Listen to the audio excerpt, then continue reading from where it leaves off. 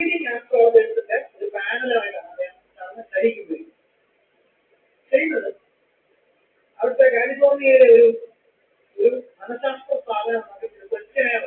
ആ ചോദ്യങ്ങളുടെ ഉത്തരം പറയുക. ആ നിങ്ങളുടെ ഉത്തരം വെച്ചിട്ട് നിങ്ങളെ പേഴ്സണാലിറ്റി പറയുക. അത് വളരെ സിമ്പിൾ ആണ്, ഊഹിക്കാവുന്നേ. അതായത് നിങ്ങൾ ഏത് നാളെയാണ് ഇഷ്ടം, അല്ലെങ്കിൽ നിങ്ങൾ ഏത് സമയത്ത് ഉറങ്ങാനാണ് ഇഷ്ടം, ഏത് തരം പുസ്തകങ്ങളാണ് വായിക്കുന്നത്, അതൊന്ന് വായിക്കാൻ ഇഷ്ടപ്പെടാൻ ആളാണ്. ഇങ്ങനെയുള്ള ചോദ്യങ്ങളിലേക്ക് കുറെ ചോദ്യങ്ങളുടെ ഉത്തരം കഴിഞ്ഞാൽ നിങ്ങളെ പേഴ്സണാലിറ്റി ഏതാണെന്നൊക്കെ ചെയ്യണം. നിങ്ങൾ ഏത് രാഷ്ട്രീയ നേതാവിനെയാണ് പിന്തുടരാൻ ആഗ്രഹിക്കുന്നത്, ഏത് മതത്തിന്റെ സ്വഭാവമാണ്, അല്ലെങ്കിൽ നിങ്ങൾ എന്ത് തരം നിയമമാണ് നിങ്ങൾ ആഗ്രഹിക്കുന്നത്, ഇതെല്ലാം കാര്യം നിങ്ങളുടെ പേഴ്സണാലിറ്റി അറിയുന്നത് പറ്റുക.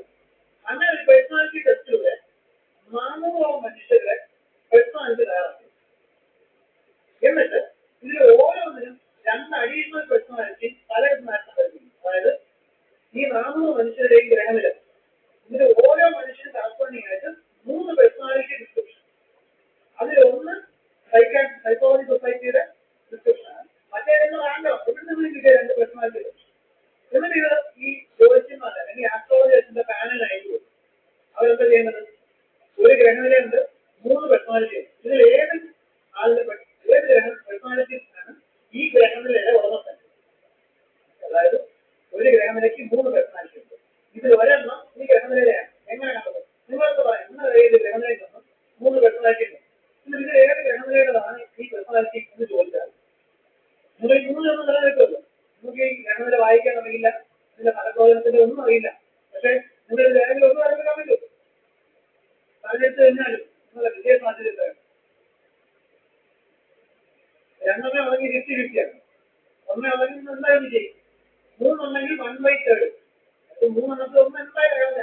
അപ്പൊ നിങ്ങൾ വെറുതെ ഒന്ന് നിലനിർത്തി വെച്ചാൽ അതിൽ 30% ശരിയാവാൻ സാധ്യത. ചിലപ്പോൾ 60% തെറ്റായിരിക്കും. നിങ്ങളൊരു 90 വന്നു കഴിഞ്ഞാൽ നിങ്ങൾ എടുക്കുന്നത് ഏതാണ്ട് 30 ശരിയാവും. 60 തെറ്റായിരിക്കും. പക്ഷെ 30 അടുപ്പിച്ച് എന്തായാലും ശരിയാവും. ഇതാണ് ബേസിക്. അപ്പൊ എന്ത് ചെയ്തു?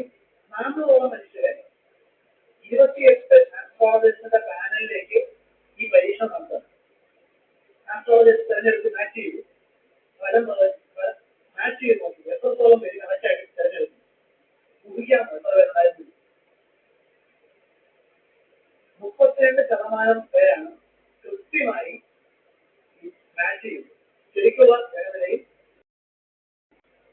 പേഴ്സണാലിറ്റി ഡിസ്ക്രിപ്ഷൻ തെരഞ്ഞെടുത്തത് 32% ആൾക്കാരാണ്. അതിന്റെ അർത്ഥം ഒന്നും അറിയാത്ത ഒരാൾ മാച്ച് ചെയ്താലും 35 ശരിയാവും. നിങ്ങൾ ശരിക്കുള്ള ആണെന്നുണ്ടെങ്കിൽ 100% വിജയമല്ല. തീർച്ചയായും 90 വോട്ടവർ 50% എത്തിയിട്ടില്ല. ഇതിന്റെ മൊത്തം നമ്മൾ പറയുന്നത് വൈകും. ശരിയാണ്. ശ്രദ്ധിക്കേണ്ടത് 32% പേര് ശരിയാക്കി.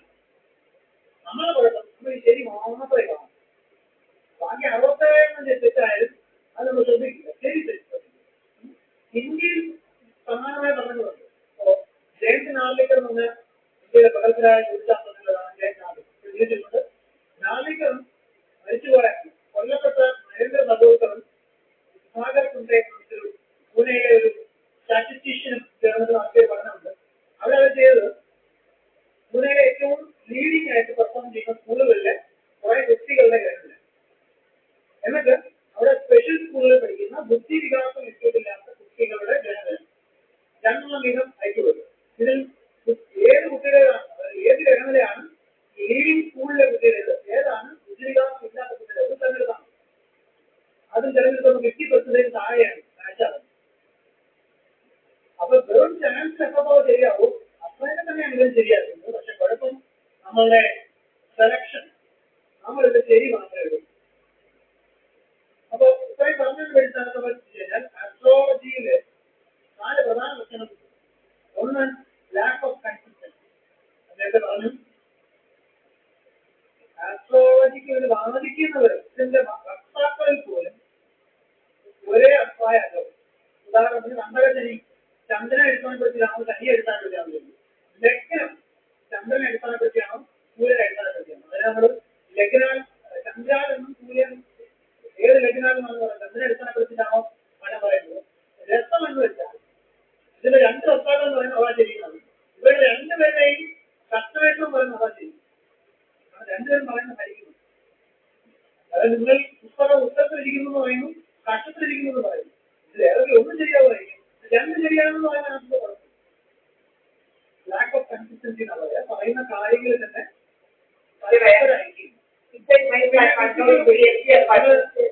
പുക വലിച്ചാൽ ക്യാൻസർ ഉണ്ടാകും എന്ന പഠനം കൃത്യമായി തെളിയിക്കുന്ന 50 കൊല്ലം 60 ആ പ്രായത്തിൽ 50 കൊല്ലം 60 കൊല്ലം. ഓക്കെ, അത് തെളിയിക്കപ്പെട്ടതെന്ന് പറയുന്നത് എന്തുകൊണ്ടാണ് പുകയിലുള്ള പുക അകത്തേക്ക് ചെല്ലുമ്പോൾ അത് മനുഷ്യരിൽ ക്യാൻസർ ആകാൻ കാരണമാകുന്നത്. ഇതൊരു മെക്കാനിസം, അതിന്റെ എന്ത് പ്രവർത്തനമാണ് അറിയിക്കുന്നത്. അതുപോലെ നിങ്ങളുടെ വിവാഹം നടക്കുമെന്നുണ്ടെങ്കിൽ അല്ലെങ്കിൽ നിങ്ങൾക്ക് വൈദ്യുതി ഉണ്ടാക്കുമെന്നുണ്ടെങ്കിൽ എന്ത് മെക്കാനിസം വഴി ബാക്കി ആ ചോദ്യത്തിൽ പോയില്ല, അത് ചിന്തിക്കുന്നില്ല. So the lack of physical basis ആണ് പ്രോബ്ലം. പിന്നെ ലാക്ക് ഓഫ് പ്രൊജക്റ്റീവ് പവർ. പ്രവചനം ഉണ്ട് എന്ന് പറയുന്നതല്ലാതെ കൃത്യമായ ഒരു പ്രവചനം ആരും അറിയില്ല. ഉദാഹരണത്തിന് നല്ല 27-30 വയസ്സിനിടയ്ക്ക് ഒരു അപകടം, ഇതിനാണ് പ്രവചനം. നമ്മൾ ജീവിച്ചത് കുഴപ്പം, ഇങ്ങനെയല്ല പ്രവചിക്കുന്നത്. ഉദാഹരണത്തിന് 1840 യുറാനസ് എന്ന് പറഞ്ഞ നെപ്റ്റ്യൂൺ എന്ന ഗ്രഹത്തിന്റെ ആൾക്കാരില്ല. യുറാനസ് എന്ന് പറയുന്ന ഗ്രഹത്തിന്റെ സ്ഥാനം പരിശോധിക്കുമ്പോൾ അതിന്റെ ചാനലിൽ ചെറിയ ചില അപാരതകൾ എവിടെയാണെന്ന് പറയുന്നത് യുറാനസിന് സ്പീഡ് കൊടുക്കും, ചെറിയ ഇടങ്ങളിൽ സ്ലോഡൗൺ ചെയ്യും. എന്തുകൊണ്ട് ഉണ്ടാകും? അപ്പൊ ഒന്നെങ്കിലും സംശയിച്ചത് യുറാനസിന് വെളിയിൽ ഗ്രഹം. അപ്പൊ ആ ഗ്രഹത്തിനോട് അടുത്ത് വരുമ്പോൾ ആ ഗ്രഹത്തിന്റെ ആകർഷണം കാരണം ചെറിയ ഇടങ്ങളിൽ യുറാനസ് സ്പീഡിൽ പോവുകയും ചെറിയ ഇടത്തിൽ സ്ലോഡൗൺ ചെയ്യുന്ന ആവാം. അങ്ങനെയാണെന്നുണ്ടെങ്കിൽ ഇതുവരെ ഡേറ്റ പരിശോധിച്ചാൽ യുറാനസിനെ വലിക്കുന്ന ആ ഗ്രഹം എവിടെയായിരിക്കും? അപ്പൊ അത് കാൽക്കുലേറ്റ് ചെയ്ത് നോക്കി ഇന്ന സ്ഥലത്താവാനാണ് സാധ്യത. ലേ വെയ്യർ ആഡം എന്നിങ്ങനെ 2 ശാസ്ത്രജ്ഞർ കാൽക്കുലേറ്റ്. ലേ വെയ്യർ ഫ്രഞ്ചുകാരനാണ്, ആഡം ഇംഗ്ലീഷുകാരനാണ്. ഇന്നലെ ഗാലി എന്ന് പറഞ്ഞൊരു ഒബ്സർവർ ഈ പഠനം ശരിക്കും എന്താണ് ഇവരുടെ കാൽക്കുലേഷൻ കറക്റ്റ് ആണെന്ന് അറിയാൻ വേണ്ടി ലേ വെയ്യർ കാണുന്ന സ്ഥാനത്തേക്ക് ടെലിസ്കോപ്പ് തിരിച്ചു. അവിടെ അവരുടെ പ്ലാനറ്റിനെ കണ്ടു.